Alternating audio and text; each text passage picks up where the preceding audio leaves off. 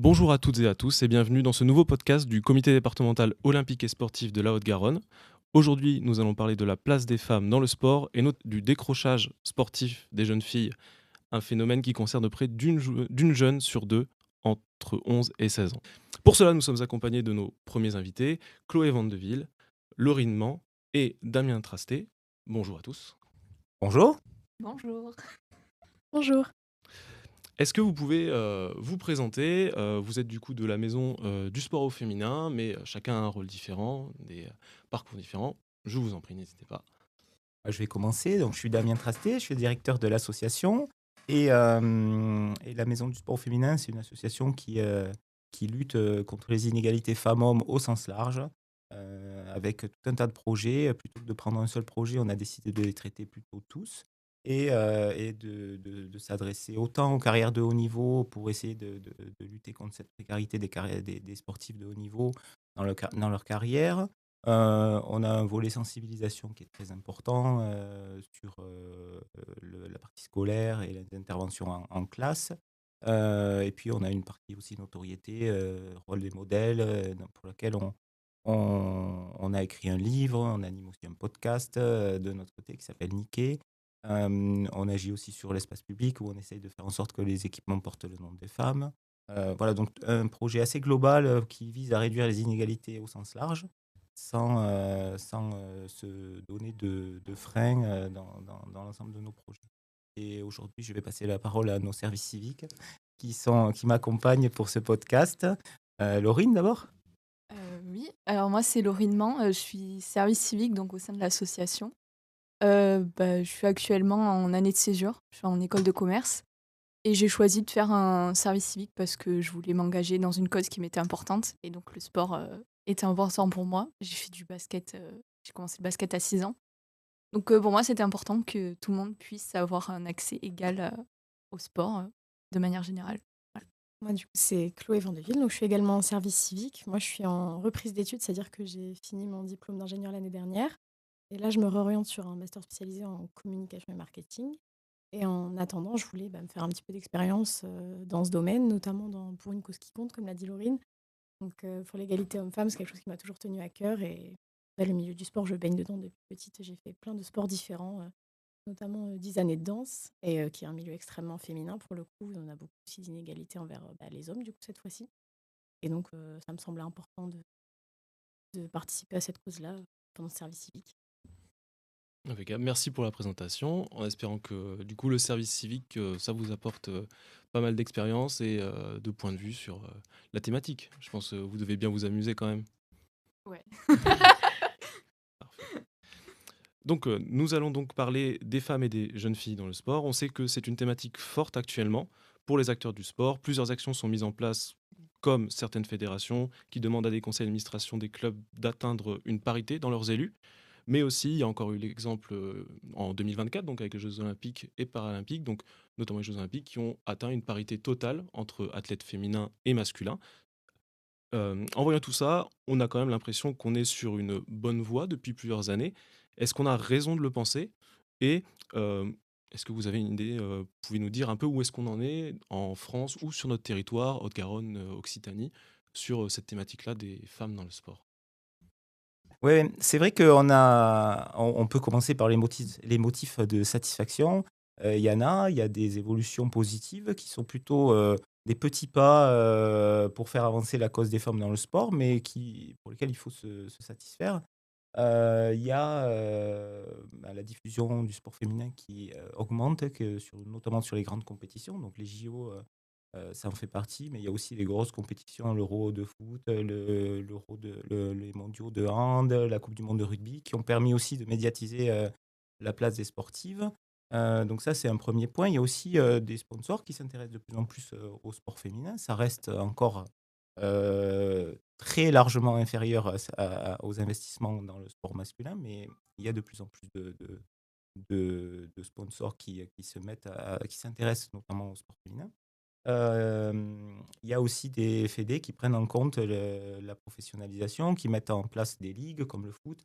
Le foot a créé sa ligue l'année dernière et on voit des effets très positifs sur les conditions de carrière des sportifs, puisque par exemple, les joueuses du TFC peuvent avoir maintenant des contrats professionnels et elles sont plus forcément obligées de travailler à côté de leur carrière pour financer leur vie, tout simplement.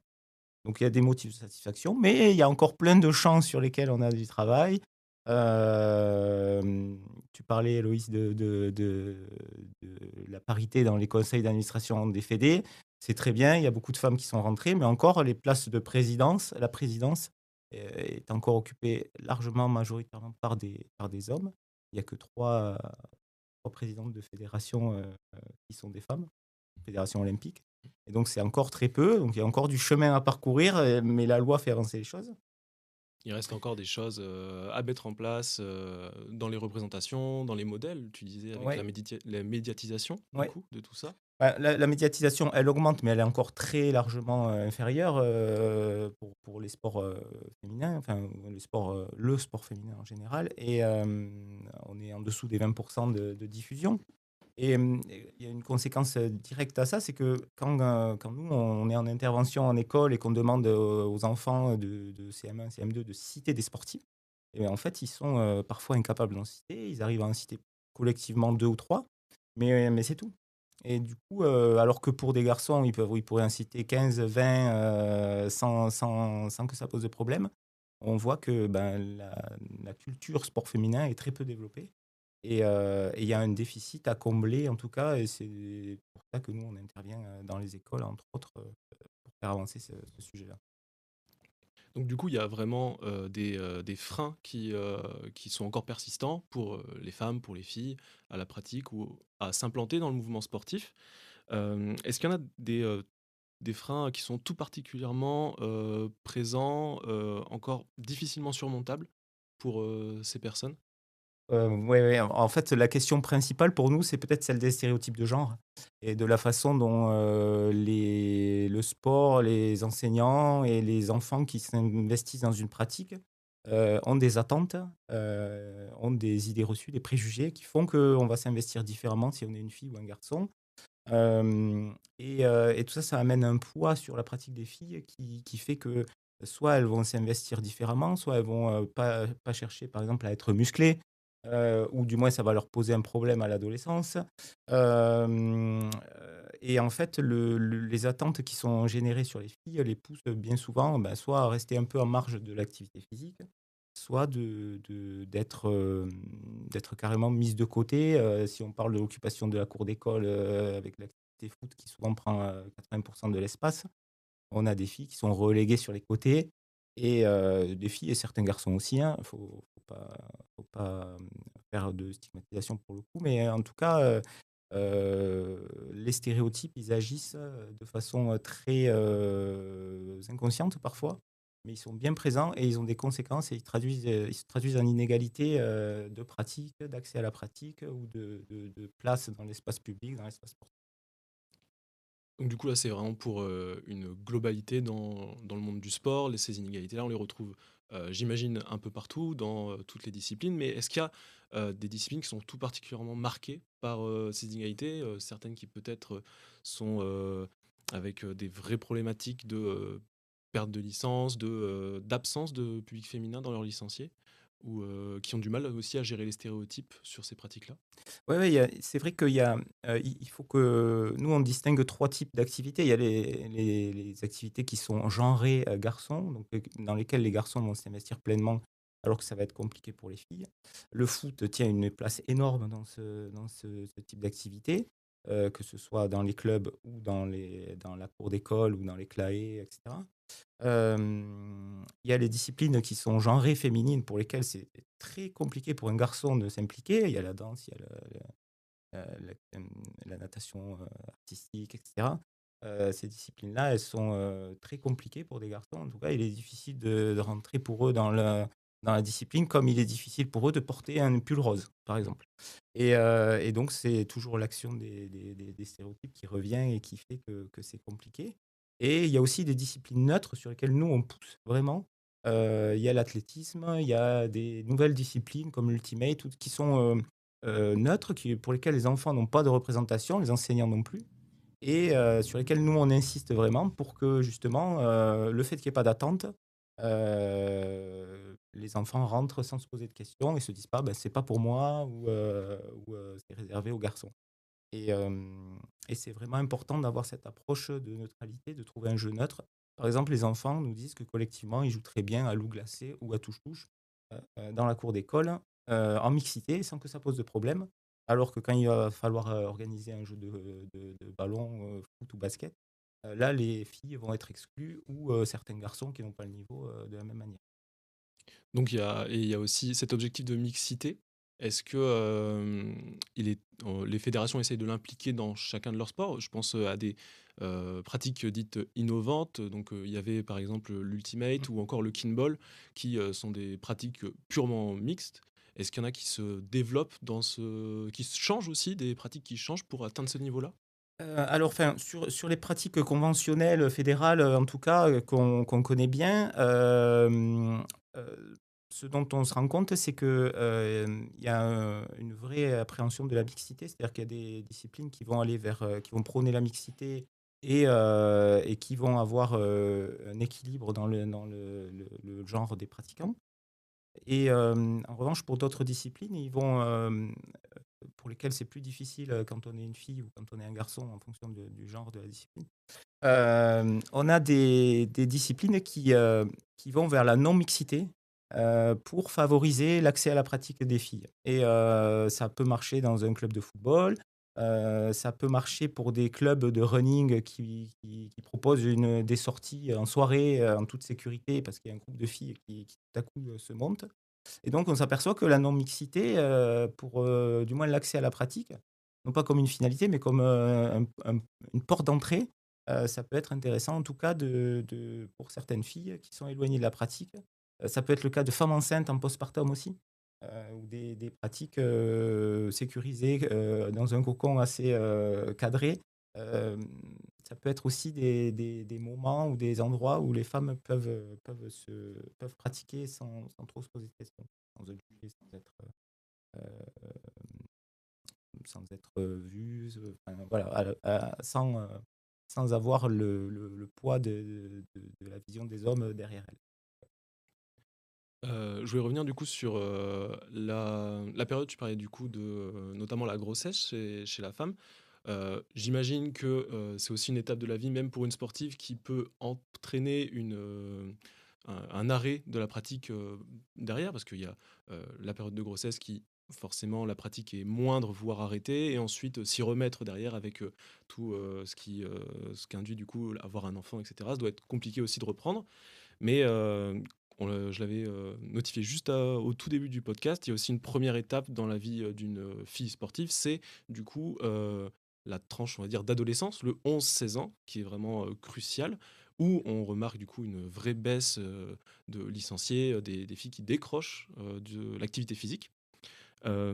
Pourquoi est-ce que ce moment charnière de l'adolescence touche tout particulièrement les filles dans leur vie, mais surtout au niveau sportif, parce que chez les garçons, au final, il n'y a pas cette perdition-là. Ça peut être un moment charnière parce que c'est l'âge où il va y avoir notamment l'arrivée des règles. Donc ça aussi, ça peut entraîner des douleurs, des inconforts qui vont limiter la pratique sportive chez les jeunes filles. Mais aussi le corps qui change, donc le regard des autres qui prend une place encore plus importante. On sait que la société porte un regard assez dur sur le corps des femmes. Et donc ces jeunes filles qui tout d'un coup voient leur corps changer, on peut avoir des moqueries, des incompréhensions des camarades. Surtout que ça ne change pas forcément au même âge, donc on ne peut pas forcément être comprise par ses camarades féminines ou masculins. Donc c'est vrai que ça peut être un vrai frein et nous, on a beaucoup de jeunes filles qui arrêtent notamment la pratique de la piscine, ou de la danse, des gymnastiques où on voit le corps, un peu de manière, visible. Donc ça peut être aussi un facteur qui favorise ce décrochage. Parfait, donc on voit un peu, du coup, c'est vraiment une période où le corps change, les regards aussi des autres sur soi changent, notre regard sur soi change aussi. Hem, Est-ce qu'il y a parce que j'ai parlé du coup il y a, à peu près 1 sur 2 qui abandonne aux alentours de 11-16 ans. Il y a d'autres choses qui permettent d'indiquer ce décrochage ou, des constats qui ont été faits, par des études ou autres qui montrent ça ou?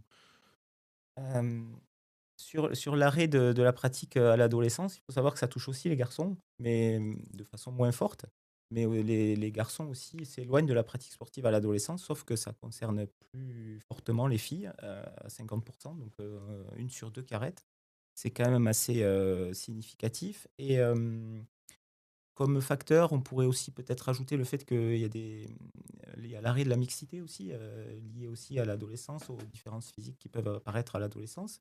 Donc aussi la difficulté pour trouver une équipe que de filles dans un sport co, par exemple, ou la nécessité d'aller beaucoup plus loin pour trouver une équipe. Et donc des freins qui se mettent en place sans que structurels pour le coup, liés à la pratique et à l'offre de pratique.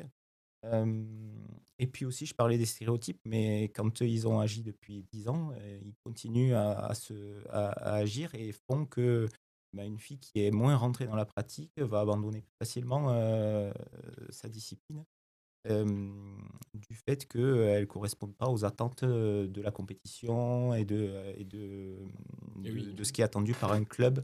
c'est à ce Heu, moment-là que la compétition dans les pratiques sportives commence réellement. À partir de 11-12 ans, c'est à ce moment-là qu'on commence à avoir les vraies compétitions le week-end, etc. Des mmh. potentiels vrais niveaux aussi, départementaux, régionaux.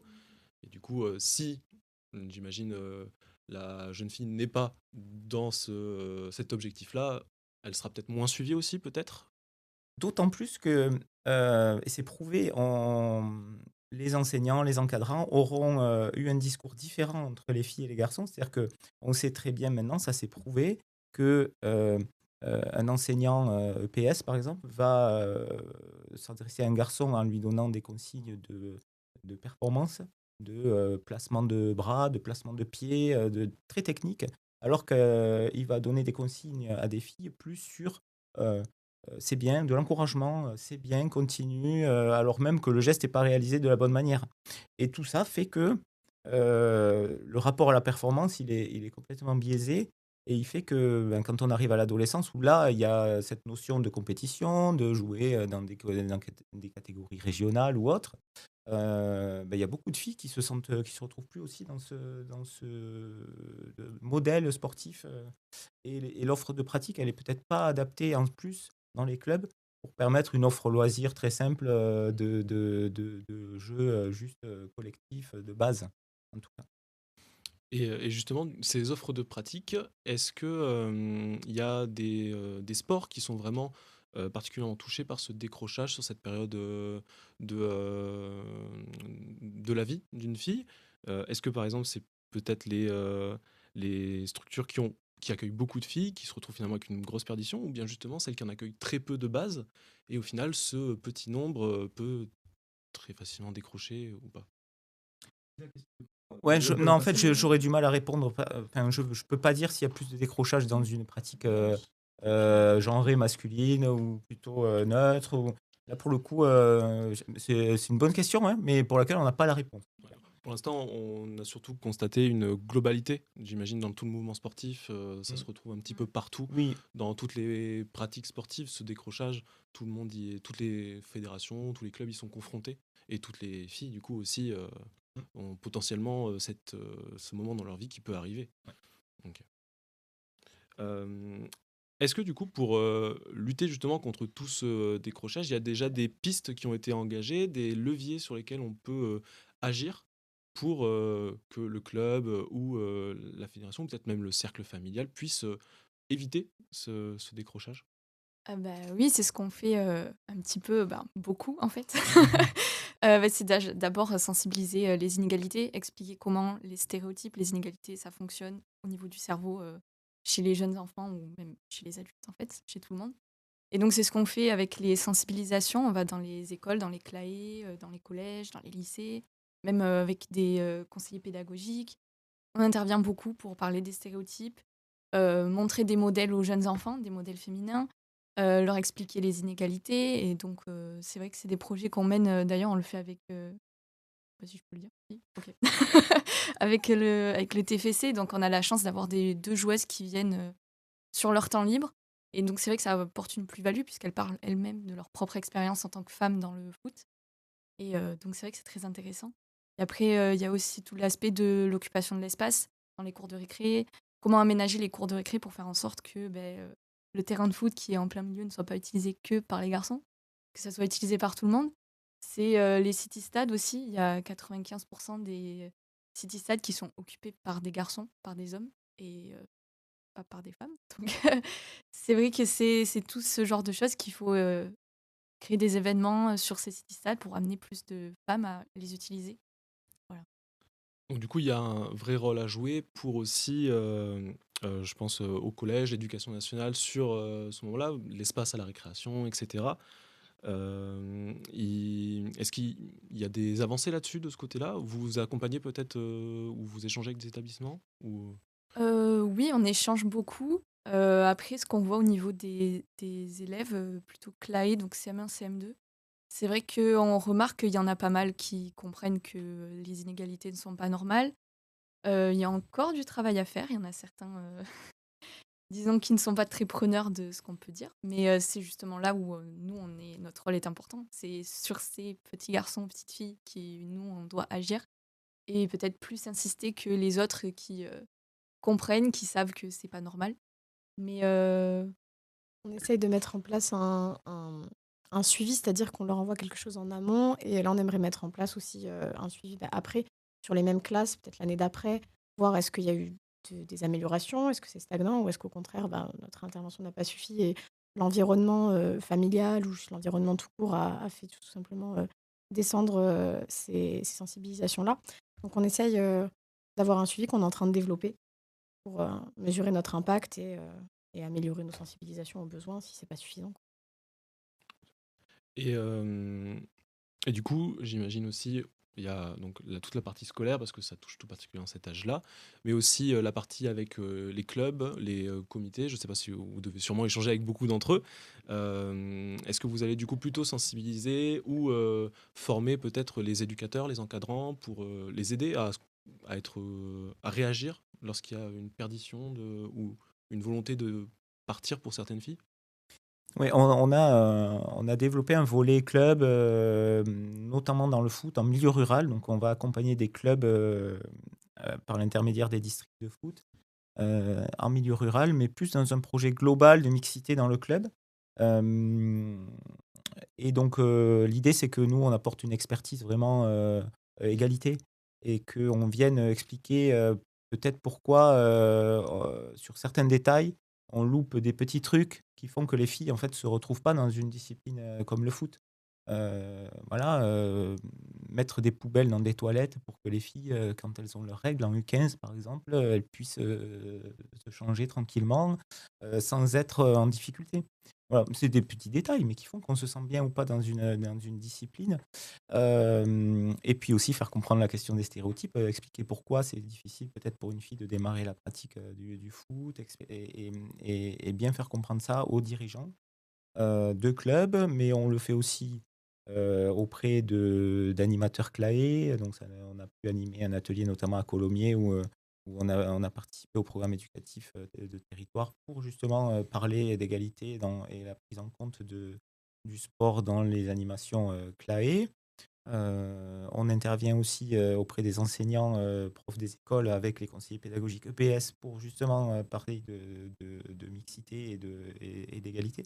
Donc on brosse, au sens large, tout ce qui peut en tout cas notre catalogue, il s'adresse à tout le monde et on s'adresse même aux élus en disant: «Ben, regardez, quels sont les enjeux de l'égalité dans le sport, prenez en compte par exemple, quelque chose qui s'appelle le budget sensible au genre».